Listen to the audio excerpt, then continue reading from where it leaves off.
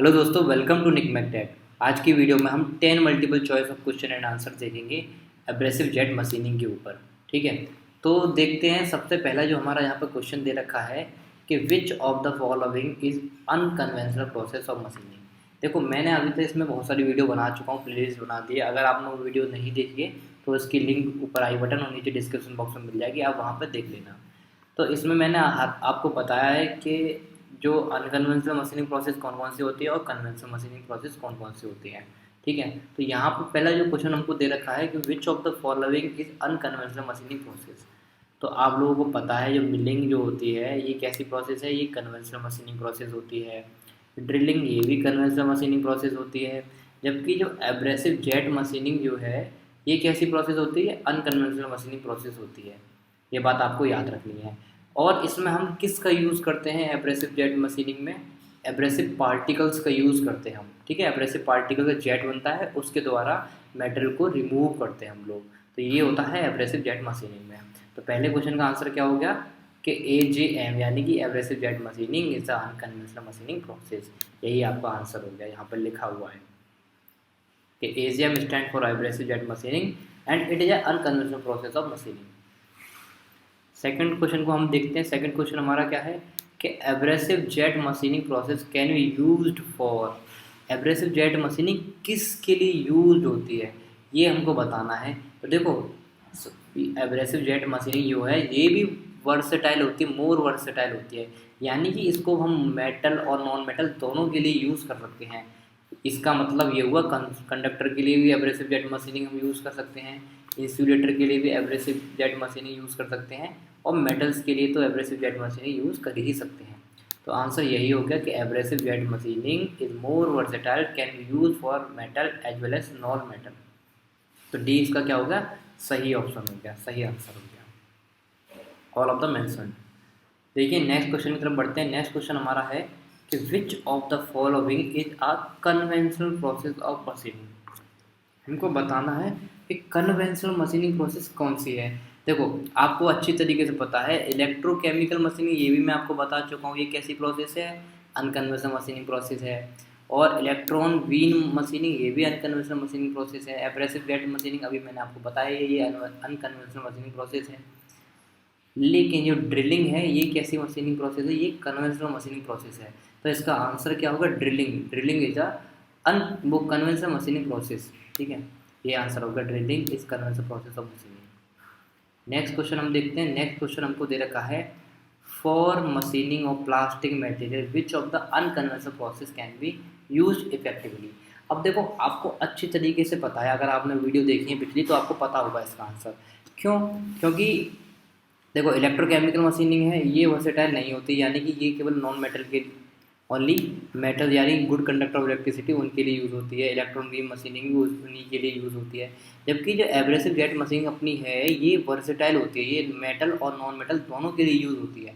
तो इसी को हम क्या लिख सकते हैं कि for machining plastic material abrasive jet machining का यूज़ करते हैं हम लोग। यहाँ पर देखो लिखा हुआ है कि abrasive jet machining is more versatile and can be use for metal as well as non metal. तो ये इसका क्या आंसर हो गया, आंसर हो गया कि एब्रेसिव जेट मशीनिंग।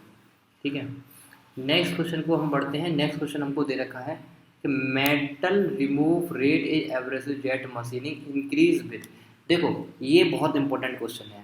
ऐसे क्वेश्चन आई थिंक और भी आएंगे नीचे कि metal removal rate abrasive jet machining का कब बढ़ेगा, हम क्या चीज़ ऐसा बढ़ाएं कि मेटल रिमूवल रेट हमारा बढ़ जाए। तो देखो, इंक्रीज एब्रेसिव फ्लो रेट। अगर हम एब्रेसिव फ्लो रेट बता रहे हैं, क्योंकि जाहिर सी बात है कि एब्रेसिव जेट मशीनिंग में हम एब्रेसिव पार्टिकल का यूज़ करते हैं। अगर हम एब्रेसिव पार्टिकल का फ्लो रेट ही बढ़ा देंगे तो हमारा मेटल होगा वो जल्द से जल्द कटेगा, यानी कि मेटल रिमूवल रेट भी बढ़ेगा। तो यही इसका सही आंसर हो जाएगा कि increase in abrasive flow rate. अगर हम एब्रेसिव पार्टिकल्स का फ्लो रेट बढ़ाएंगे तो हमारे एब्रेसिव मेटल रिमूवल रेट भी बढ़ेगा ऑटोमेटिक। ये आपका सही आंसर हो गया। देखो कि metal removal rate is abrasive jet machining increase with increase abrasive flow rate है, बिल्कुल ठीक आ गया। बट आफ्टर सर्टेन लिमिट, अब ये बहुत देखो समझने वाली बात यहीं पर है। एक्सप्लेनेशन जब दे रहे हो तो यहाँ पर समझाया गया अच्छी तरीके से कि बट आफ्टर सर्टेन लिमिट, एक लिमिट तक बढ़ाएंगे हम, है ना, एब्रेसिव फ्लो रेट एक लिमिट तक बढ़ाएंगे, उसके बाद इरोजन इन नोजल बिकम लार्जर। मतलब नोजल जो आगे जिसमें एब्रेसिव फ्लो हो रहा है वो नोज़ल होते हैं दोस्तों, नोज़ल का जो इरोजन होने लगेगा, ठीक है, लार्जर बढ़ जाएगा तो वेलोसिटी गेन बिकम स्मॉलर, इसीलिए जो वेलोसिटी होगी गेन की वो कम हो जाएगी। तो एक सर्टेन लिमिट तक ही बढ़ा सकते हैं एब्रेसिव फ्लो रेट, ये बात आपको याद रखनी है, इससे क्वेश्चन भी पूछ सकता है। चलो नेक्स्ट क्वेश्चन देखते हैं। नेक्स्ट क्वेश्चन हमारा है कि metal removal rate in abrasive jet machining increases with, देखो सेकंड क्वेश्चन बिल्कुल सेम टू सेम आ गया कि increasing with metal removal rate abrasive jet machining का कब बढ़ेगा, ये देखो बताना है। देखो डिक्रीज एब्रेसिव फ्लो रेट ये तो हो ही नहीं सकता, सेकंड वाला ऑप्शन तो बिल्कुल नहीं हो सकता। और increase gain size of abrasive, grain size बढ़ाने से कुछ नहीं होगा क्योंकि हमें फ्लो रेट बढ़ाना चाहिए। तो फ्लो रेट पहला वाला देखो ऑप्शन दे रखा है increase in abrasive flow rate but decrease beyond a certain limit, देखो ये बिल्कुल सही आंसर आया कि हम एब्रेसिव फ्लो रेट तो बढ़ाएंगे but decrease beyond a certain limit, एक सर्टेन लिमिट के बाद हमें डिक्रीज करना ही पड़ेगा, अगर नहीं करेंगे तो नोजल में इरोजन हो जाएगा, नोजल में इरोजन हो जाएगा तो एब्रेसिव पार्टिकल्स का जो ग्रेन साइज है वो मतलब वो बढ़ जाएगा। देखो यहाँ पर लिखा नहीं है velocity of grain size become smaller, grain size की जो वेलोसिटी है वो कम हो जाएगी। तो इसका सही आंसर क्या है, सही आंसर यही है increase in abrasive flow rate, abrasive flow rate बढ़ जाएगा but decrease beyond a certain limit, ये आपका सही आंसर हो गया। देखो क्योंकि MRR यानी कि material removal rate is directly proportional to the grain size, grain size के डायरेक्टली प्रोपोर्शनल होता है, ये बात भी आपको याद करनी है कि अगर ग्रेन साइज बढ़ेगा तो मटेरियल रिमूवल रेट भी बढ़ेगा और ग्रेन साइज घटेगा तो मटेरियल रिमूवल रेट भी घटेगा, ये बात आपको याद रखनी है। चलिए नेक्स्ट क्वेश्चन हम देखते हैं। नेक्स्ट क्वेश्चन देखो सेम है, metal removal rate in abrasive jet machining increase with, कि metal removal rate abrasive jet machining का कब बढ़ेगा। देखो सेम टू सेम क्वेश्चन आ रहे हैं बट अलग अलग चीज़ तुम्हें सीखने को मिल रही है यहाँ पर।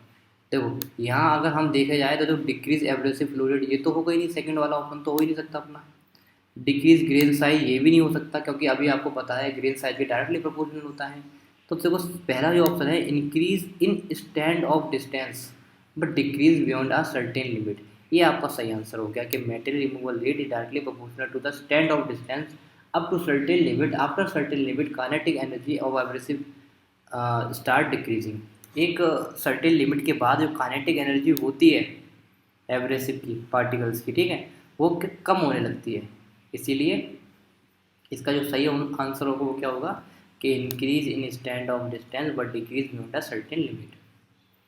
चलिए नेक्स्ट क्वेश्चन हम देखते हैं। देखो नेक्स्ट क्वेश्चन फिर से वही आया कि metal removal rate in abrasive jet machining increase with, कब बढ़ेगा, कब बढ़ेगा, जब material removal rate directly proportional to the gas pressure, ये गैस प्रेशर के भी डायरेक्टली प्रोपोर्शनल होता है, यानी कि गैस प्रेशर बढ़ेगा तो मेटेरियल रिमूवल रेट भी बढ़ेगा और गैस प्रेशर घटेगा तो मेटेरियल रिमूवल रेट भी घटेगा।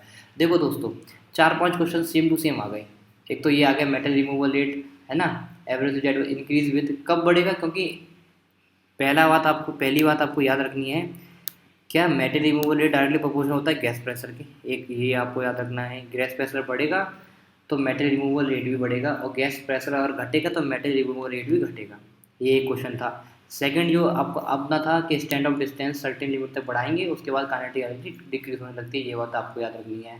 और ग्रेन साइज के भी डायरेक्टली प्रोपोर्शनल होता है मेटेरियल रिमूवल रेट। और क्या देखा था हमने, और हमने ये देखा था कि अगर हम एब्रेसिव फ्लो रेट बढ़ाएंगे है ना, एब्रेसिव फ्लो रेट बढ़ाएंगे तो हमारा मटेरियल रिमूवल रेट भी बढ़ेगा दोस्तों। चलिए अब हम नेक्स्ट क्वेश्चन को देखते हैं। हमारा नेक्स्ट क्वेश्चन क्या है, देखो कि mixing ratio in abrasive jet machining is defined as a ratio of, ये हमको बताना है कि mixing ratio in abrasive jet machining is defined as a ratio of, किसका रेशियो होता है, mixing ratio is abrasive jet machining mass of flow rate of abrasive to mass flow rate of gas, इसका ratio होता है, क्या होता है, mass flow rate of abrasive to mass flow rate of gas, मतलब mass flow rate ऊपर लिखना फिर mass flow rate of gas नीचे लिखा जाएगा, ये आपका आंसर हो गया कि mass flow rate of a gas to the mass flow rate of the abrasive. Second वाला आपका, फर्स्ट वाला आपका सही आंसर हो गया कि mass flow rate of abrasive mass flow rate two of gas, ये आपको याद रखने हैं, ठीक है। चलिए नेक्स्ट क्वेश्चन को हम देखते हैं। लास्ट क्वेश्चन है हमारा, नेक्स्ट और लास्ट क्वेश्चन है लास्ट क्वेश्चन हमको क्या दे रखा है, high abrasive flow rate decrease the life of nozzle in the abrasive machining process. दोस्तों देखो ये बहुत इंपॉर्टेंट क्वेश्चन है।